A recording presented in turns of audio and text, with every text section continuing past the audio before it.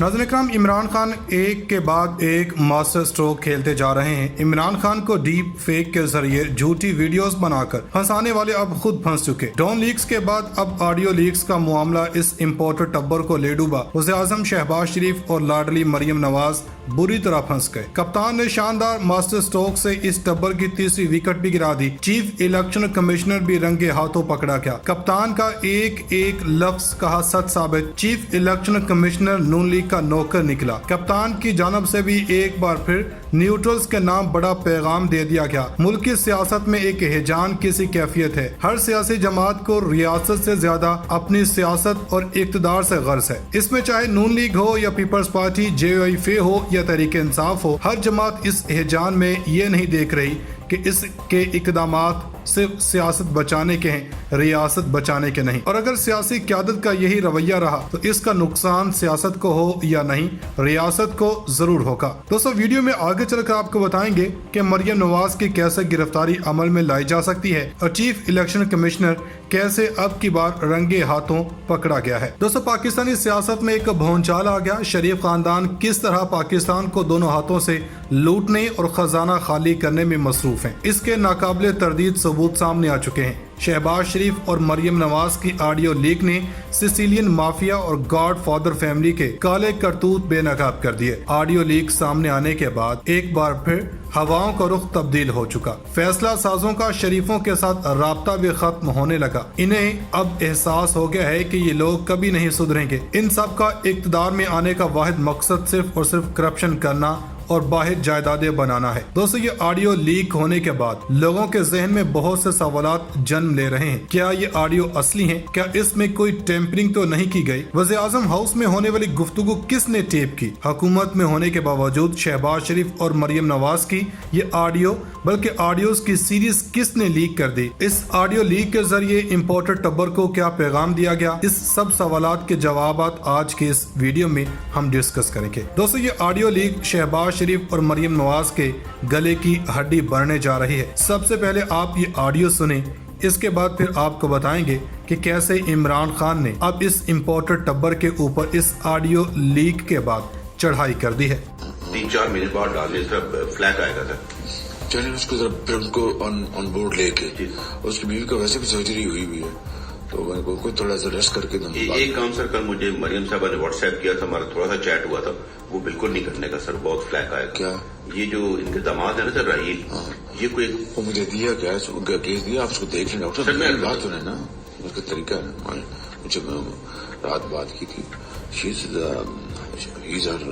Sun in law and very dear to her and rightly so करके logically आप बैठ के उनको मिल के या ये मिलने के जी ये इश्यूज हैं, ये मैं कहता दो काम होता है सर। एक उनका ग्रेड स्टेशन आधा आ गया हुआ इंडिया से प्लांट, वही है ना, ऐसा ही है सर। हाँ, तो बाकी आधा रह गया हुआ है सर। इशू ये है कि वो पहले जाएगा ECC में, फिर आएगा कैबिनेट में। अब प्राइम मिनिस्टर की अजीज, फॉर्मर प्राइम मिनिस्टर की डायरेक्ट फैमिली का इंडिया से मशीनरी आना ऑप्टिक्स के लिए तो बड़ा सर, ऑप्टिक्स नहीं, ये बिल्कुल गले पड़ जाएगी बात। मैं मानता हूँ, तो उसको आप पहले बता दें, फिर मैं उसे खुद बात कर लूंगा बड़े अच्छे तरीके से। ठीक है। वो दूसरा जो काम है ना सर, उनका मैप्को वाला।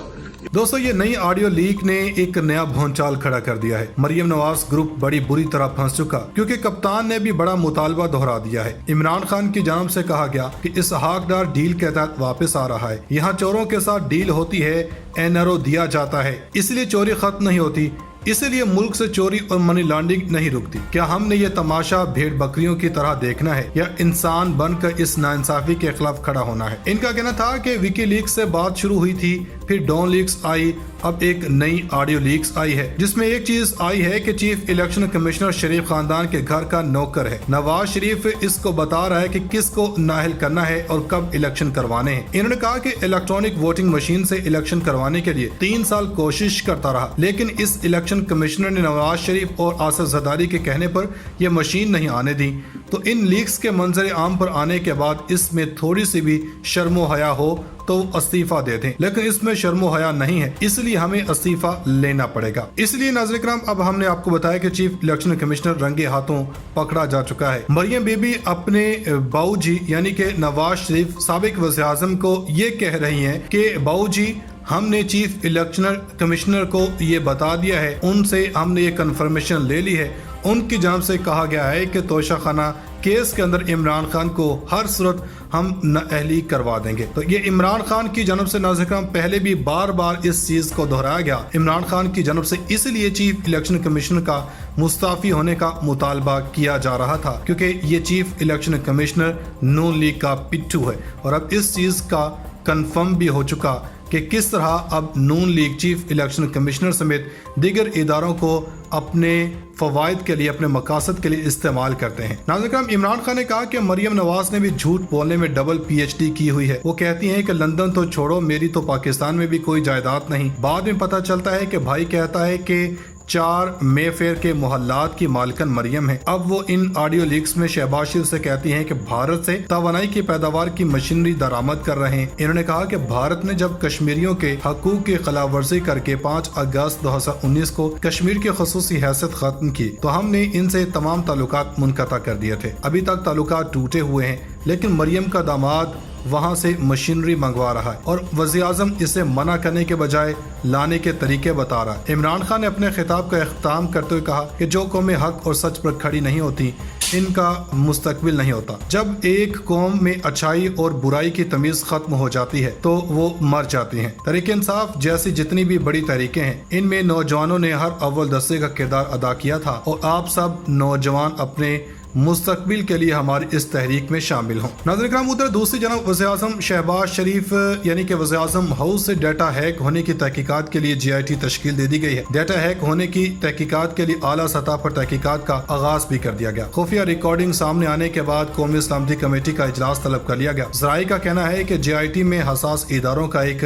نمائندہ شامل ہوگا۔ GIT اس بات کی تحقیقات کرے گی کیسے IT ڈیٹا ہیک کیا گیا۔ ذرائع کا کہنا ہے کہ GIT کو اختیار ہوگا وہ وزیر اعظم ہاؤس کے عملے کو شامل تفتیش کرے۔ وزیر اعظم ہاؤس میں ڈیوائسز لگائی گئیں یا موبائل ریکارڈنگ ہوئی، اس حوالے سے تحقیقات ہوں گی۔ ذرائع کا کہنا ہے کہ تحقیقاتی ٹیم جائزہ لے گی کہ واقعے کے وقت کون کون افسر وزیر اعظم ہاؤس میں موجود تھا۔ وزیر اعظم سیکریٹریٹ میں معمور اسپیشل برانچ کے اہلکاروں سے بھی تحقیقات ہوں گی۔ ذرائع کا کہنا ہے کہ وزیر اعظم ہاؤس اور PM آفس پر معمور سیکورٹی اہلکاروں کی نقل و حرکت محدود کر دی گئی ہے۔ دوسری جانب وزیر اعظم ہاؤس سمیت اہم مقامات سے خفیہ ریکارڈنگ سامنے آنے کے بعد قومی سلامتی کمیٹی کا اجلاس طلب کیا گیا۔ وزیر اعظم شہباز شریف قومی سلامتی کمیٹی کے اجلاس کی صدارت کریں گے اور قومی سلامتی کمیٹی کا اجلاس بدھ کو وزیر اعظم ہاؤس میں طلب کیا گیا۔ ذرائع کا کہنا ہے کہ اجلاس میں سیکورٹی اداروں کے سربراہان بھی شرکت کریں گے۔ انہوں نے کہا کہ بھارت نے جب کشمیریوں کے حقوق کی خلاف ورزی کر کے 5 اگست 2019 کو کشمیر کی خصوصی حیثیت ختم کی تو ہم نے ان سے تمام تعلقات منقطع کر دیے تھے۔ ابھی تعلقات ٹوٹے ہوئے ہیں، لیکن مریم کا داماد وہاں سے مشینری منگوا رہا ہے اور وزیر اعظم اسے منع کرنے کے بجائے لانے کے طریقے بتا رہے ہیں۔ یہ عمران خان کی جانب سے مطالبہ دہرایا گیا کہ اس کی تحقیقات ہونی چاہیے کہ کیسے اب وزیر اعظم ہاؤس کے اندر سے آڈیو لیک ہو رہی ہیں۔